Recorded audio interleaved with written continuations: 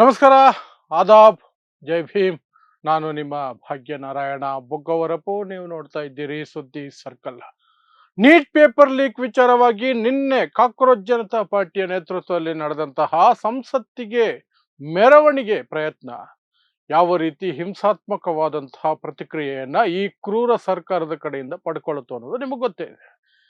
ವಿದ್ಯಾರ್ಥಿಗಳ ತಲೆಗಳನ್ನೇ ಓಪನ್ ಮಾಡುವಂಗೆ ಹೊಡೆದು ಅವರ ಕೈ ಕಾಲುಗಳನ್ನು ಮುರಿದು ಅವರನ್ನು ದೇಶದ್ರೋಹಿಗಳ ರೀತಿಯಲ್ಲಿ ಬಿಂಬಿಸಿ ಅವರ ಮೇಲೆ ಇಲ್ಲದಂತಹ ದೌರ್ಜನ್ಯಗಳನ್ನು ಮಾಡಿದಂತಹ ಅದೇ ಮೋದಿ ಸರ್ಕಾರ ಇವತ್ತು ಈ ದೇಶದ ವಿಪಕ್ಷ ನಾಯಕ, ಲೀಡರ್ ಆಫ್ ಆಪೋಸಿಷನ್ LOP ಪ್ರತಿಭಟನೆ ನಡೆಸ್ತಿರ್ಬೇಕಾದ್ರೆ ಅದೇ ನೀಟ್ ವಿಚಾರವಾಗಿ ಅವರ ಮೇಲೆ ದೌರ್ಜನ್ಯ ನಡೆದಿದೆ. ದೆಹಲಿ ಪೊಲೀಸರಿಂದ ರಾಹುಲ್ ಗಾಂಧಿಯ ಮೇಲೆ ದೌರ್ಜನ್ಯ ನಡೆದಿದೆ. ಈ ದೌರ್ಜನ್ಯದಲ್ಲಿ ಅವರನ್ನ ಬಲವಂತವಾಗಿ ಎತ್ತಿಕೊಂಡು ಹೋಗುವಂತಹ, ಎಳೆದಾಡುವಂತಹ ಕ್ರಮದಲ್ಲಿ ರಾಹುಲ್ ಗಾಂಧಿ ಅವರ ಮೂಗಿಗೆ ಗಾಯ ಆಗಿದೆ, ಮೂಗು ಮುರಿದಿರುವ ಸಾಧ್ಯತೆ ಇದೆ ಮತ್ತು ಅವರ ಮೂಗಿಂದ ರಕ್ತ ಸುರಿತಾ ಇತ್ತು. ಇಷ್ಟು ಇವತ್ತು ಹೊಸ ಬೆಳವಣಿಗೆಗಳಾಗಿದ್ದಾವೆ. ಸೊ ಏನಾಯ್ತು ಎಕ್ಸಾಕ್ಟ್ ಆಗಿ ಇವತ್ತು ರಾಹುಲ್ ಗಾಂಧಿ ಎಲ್ಲಿ ಪ್ರತಿಭಟನೆ ಮಾಡ್ತಿದ್ರು ಮತ್ತು ಈ ಅಮಾನವೀಯ ಮೋದಿ ಸರ್ಕಾರ ಯಾವ ರೀತಿ ಅದನ್ನ ಹ್ಯಾಂಡಲ್ ಮಾಡ್ತಾ ಇದೆ ವಿವರಿಸುವಂತಹ ಪ್ರಯತ್ನವನ್ನು ಮಾಡ್ತೀನಿ. ಸೊ ನಿನ್ನೆ ಪ್ರತಿಭಟನೆಗಳು ಸಂಸತ್ತಿನ ಕಡೆಗೆ ಹೋಗುವಂತಹ ಪ್ರಯತ್ನವನ್ನ ಕಾಕ್ರೋಚ್ ಜನತಾ ಪಾರ್ಟಿಯ ನೇತೃತ್ವದಲ್ಲಿ ಜನ್ಸಿ, ಈ ದೇಶದ ಜನ್ಸಿ ವಿದ್ಯಾರ್ಥಿ ವರ್ಗ ಮತ್ತು ಯುವ ವರ್ಗ ಪ್ರಯತ್ನ ನಡೆಸ್ತು. ಅದಕ್ಕೆ ನರೇಂದ್ರ ಮೋದಿ ಸರ್ಕಾರ ತಾನು ಎಂತಹ ಕ್ರೂರಿ, ತಾನೆಂತಹ ಸರ್ವಾಧಿಕಾರಿ ಅಂತ ತೋರಿಸಿಕೊಡೋದಕ್ಕೆ ಪೊಲೀಸರ ಹೆಸರಿನಲ್ಲಿ ಒಂದಷ್ಟು ಗೂಂಡಾಗಳು, ಸಿವಿಲ್ ಡ್ರೆಸ್ ನಲ್ಲಿದ್ದಂತಹ ಗೂಂಡಾಗಳು ಎಲ್ಲ ಸೇರಿ ವಿದ್ಯಾರ್ಥಿಗಳನ್ನ, ಈ ದೇಶದ ವಿದ್ಯಾರ್ಥಿಗಳನ್ನ, ಮಕ್ಕಳನ್ನ ಕ್ರೂರವಾಗಿ ಥಳಿಸಿದ್ರು, ಕ್ರೂರವಾಗಿ ಹೊಡೆದ್ರು, ಕಾಲಲ್ಲಿ ಒದ್ರು, ಬೂಟ್ ಕಾಲಲ್ಲಿ ಒದ್ರು, ಲಾಠಿ ಚಾರ್ಜ್ ಮಾಡಿದ್ರು, ತಲೆಗಳನ್ನ ಹೊಡೆದು ಹಾಕಿದ್ರು, ರಕ್ತ ಸುರಿಸಿದ್ರು, ಕೈಕಾಲು ಮುರಿದು ಹಾಕಿದ್ರು. ಅಷ್ಟೆಲ್ಲ ಕ್ರೌರ್ಯ ನಿನ್ನೆ ಮೆರೆದ್ರು.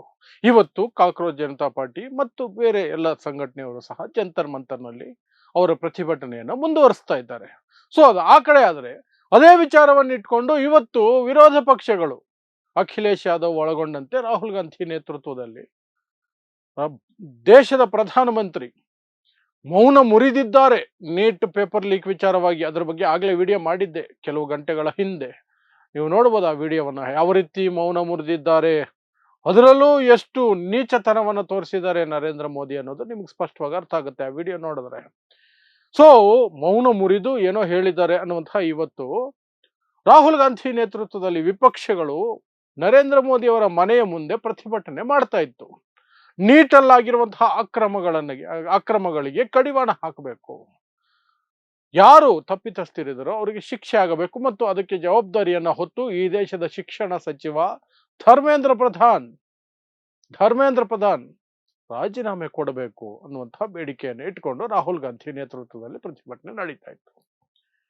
ಅಲ್ಲಿಗೆ ಅವರನ್ನ ಮನವೊಲಿಸಲು ಅಂತ ಒಂದು ಡ್ರಾಮಾ ನಡೀಬೇಕಲ್ಲ. ಏನಾದರೂ ದೌರ್ಜನ್ಯ ಎಸಗೋದಕ್ಕೆ ಮೊದಲು ನಾವು ಎಲ್ಲ ಪ್ರಯತ್ನ ಮಾಡಿದ್ವಿ ಅವರ ಮನವೊಲಿಸೋದಕ್ಕೆ, ಅವರ ಏನು ಬೇಡಿಕೆ ಇದೆ ಅದನ್ನು ಆಲಿಸೋದಕ್ಕೆ ಅಂತ ತೋರಿಸ್ಕೊಳ್ಳೋದಕ್ಕೆ. ಮಿನಿಸ್ಟರ್ ಜಿತೇಂದರ್ ಸಿಂಗ್, ಮೋದಿಯ ಸಂಪುಟದಲ್ಲಿ ಸಚಿವರಾಗಿರುವಂತಹ ಜಿತೇಂದರ್ ಸಿಂಗ್ ಅವರನ್ನು ಕಳಿಸ್ಕೊಟ್ಟಿದ್ದಾರೆ ರಾಹುಲ್ ಗಾಂಧಿ ಮತ್ತು ಅಲ್ಲಿದ್ದ ವಿರೋಧ ಪಕ್ಷಗಳವ್ರ ಜೊತೆ ಮಾತುಕತೆ ನಡೆಸೋದಕ್ಕೆ. ಆ ವಿರೋಧ ಪಕ್ಷದ ಪ್ರತಿಭಟನೆಯಲ್ಲಿ ರಾಹುಲ್ ಗಾಂಧಿ, ಪ್ರಿಯಾಂಕಾ ಗಾಂಧಿ, ಮಲ್ಲಿಕಾರ್ಜುನ ಖರ್ಗೆ, ಅಖಿಲೇಶ್ ಯಾದವ್ ಒಳಗೊಂಡಂತೆ ಸಾಕಷ್ಟು ನಾಯಕರು, ಸುಮಾರು ಪಕ್ಷದ ನಾಯಕರಿದ್ದರು. ಅಲ್ಲಿಗೆ ಜಿತೇಂದರ್ ಸಿಂಗ್ ಬಂದು ರಾಹುಲ್ ಗಾಂಧಿ ಅವರ ಹತ್ರ ಅವರ ಪ್ರಕಾರ ವಿನಂತಿ ಮಾಡಿಕೊಂಡ್ರಂತೆ, ಪ್ರತಿಭಟನೆಯನ್ನ ಹಿಂದೆಗೆದುಕೊಳ್ಳಿ, ನಾವು ಕ್ರಮ ಕೈಗೊಳ್ತಾ ಇದ್ದೀವಿ, ಇನ್ನು ಮುಂದೆ ಆಗದಂಗೆ ನೋಡ್ಕೊಳ್ತೀವಿ, ಸರ್ಕಾರ ಸೀರಿಯಸ್ ಆಗಿದೆ ಇದರ ಬಗ್ಗೆ ಅಂತ. ರಾಹುಲ್ ಗಾಂಧಿ ಅವರು ಒಪ್ಪಲಿಲ್ಲ, ಯಾವ ಪ್ರತಿಭಟನಾಕಾರರು ಒಪ್ಪೋದಿಲ್ಲ. ಸರ್ಕಾರ ಬಂದು ಸುಮ್ಮನೆ ಬಾಯಿ ಮಾತಲ್ಲಿ ಹೇಳಿದ ತಕ್ಷಣನೇ, ಅದು ಇಷ್ಟೆಲ್ಲ ಆದ ನಂತರ, ನಿನ್ನೆ ಮಕ್ಕಳ ಮೇಲೆ ಅಷ್ಟು ದೌರ್ಜನ್ಯ ನಡೆದ ನಂತರ ಈ ದೇಶದ ಸರ್ಕಾರ ಬಂದು ವಿಪಕ್ಷ ನಾಯಕನ ಬಳಿ ನೀವು ಸುಮ್ಮನೆ ಹೋಗಿ ಪ್ರತಿಭಟನೆ ಮಾಡಬೇಡಿ ಅಂತ ಹೇಳಿದ ತಕ್ಷಣ ಹೋಗ್ಬಿಟ್ರೆ ಆ ಪ್ರತಿಪಕ್ಷ ನಾಯಕನಿಗೆ ಬೆಲೆನೇ ಇರಲ್ಲ. ಬೇಡಿಕೆ ಈಡೇರುವವರೆಗೆ ಹೋರಾಟ ನಡೆಸೋದೇ ಪ್ರತಿಪಕ್ಷದ ಜವಾಬ್ದಾರಿ. ಸೊ ರಾಹುಲ್ ಗಾಂಧಿ ಒಪ್ಪಲಿಲ್ಲ, ಪ್ರತಿಪಕ್ಷಗಳು ಒಪ್ಪಲಿಲ್ಲ. ಯಥಾ ಪ್ರಕಾರ ಪೊಲೀಸರನ್ನ ಇಳಿಸಿದ್ರು. ಇವರು ಸ್ವಲ್ಪ ವಿಪಕ್ಷ ನಾಯಕ, MP ಗಳು, MLA ಗಳು, ಆ ರೀತಿಯ ಜನ ಪ್ರತಿಭಟನೆ ಮಾಡ್ತಿದ್ದ ಕಾರಣಕ್ಕಾಗಿ ನಿನ್ನೆಯ ರೀತಿ ಸಿವಿಲ್ ಡ್ರೆಸ್ನಲ್ಲಿ ರೌಡಿಗಳಿಗೂ ಲಾಠಿಗಳು ಕೊಟ್ಟು ಕಳಿಸೋಕ್ಕಾಗಲ್ಲ.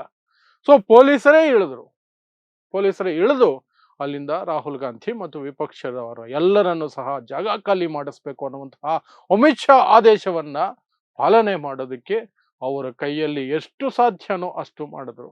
ಅವರ ಯೋಗ್ಯತೆ ಏನೋ ಅದನ್ನ ಮಾಡಿದ್ರು. ಅಮಿತ್ ಶಾ ಯೋಗ್ಯತೆ ಏನೋ ಅದೇ ರೀತಿ ನಡ್ಕೊಂಡ್ರು.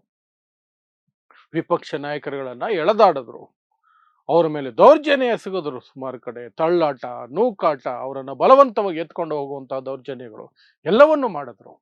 ಆ ಎಳೆದಾಟ ನೂಕಾಟದಲ್ಲಿ ವಿಪಕ್ಷ ನಾಯಕ ರಾಹುಲ್ ಗಾಂಧಿಗೆ ಮೂಗಿಗೆ ಬಲವಾದ ಪೆಟ್ಟು ಬಿದ್ದಿದೆ. ಮೂಗು ಮುರಿದಿರೋ ಸಾಧ್ಯತೆ ಇದೆ ಮತ್ತು ಮೂಗಿನಿಂದ ರಕ್ತ ಸುರಿತಾ ಇತ್ತು. ಅವರನ್ನ ಆದರೂ ಸಹ ಬಲವಂತಕ್ಕೆ ಎತ್ಕೊಂಡು ಹೋಗಿ ವ್ಯಾನಲ್ಲಿ ಹಾಕೊಂಡು ಎತ್ಕೊಂಡು ಹೋಗಿದ್ದಾರೆ.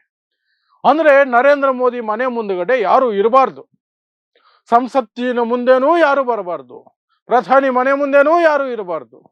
ಯಾಕೆಂದ್ರೆ ಈಗ ರಾತ್ರಿ ಹಾಕತ್ತೆ ಪಾಪ, ಏನೇನು ತಿನ್ಬೇಕು ಅವರು ನೆಮ್ಮದಿಯಾಗಿ ತಿನ್ಬೇಕಲ್ಲ.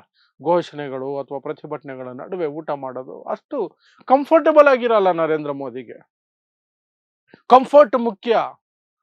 ದೇಶ ಹೆಂಗಾದ್ರೂ ಹಾಳಾಗೋಗ್ಲಿ, ದೇಶ ಇದ್ರೆಷ್ಟು ಇಲ್ಲದೆ ಹೋದ್ರೆಷ್ಟು, ಯುವ ಜನ ಇದ್ರೆಷ್ಟು ಇಲ್ಲದೆ ಹೋದ್ರೆಷ್ಟು, ಮಕ್ಕಳು ಇದ್ರೆಷ್ಟು ಇಲ್ಲದೆ ಹೋದ್ರೆಷ್ಟು, 21 ಜನ ಆತ್ಮಹತ್ಯೆ ಮಾಡ್ಕೊಂಡ್ರೆಷ್ಟು, ಇನ್ನೊಂದಷ್ಟು ಜನ ಮಾಡ್ಕೊಂಡ್ರೆಷ್ಟು, ನನಗೆ ಹೊಟ್ಟೆ ತುಂಬ ಊಟ ಮಾಡಬೇಕು. ಅದು ನಾನು ಎಲ್ಲೆಲ್ಲಿಂದನೋ ಯಾವ್ಯಾವುದೋ ದೇಶದಿಂದ ಏನೇನೋ ತರ್ಸ್ಕೊಂಡಿರ್ತೀನಿ ತಿನ್ನೋದಕ್ಕೆ.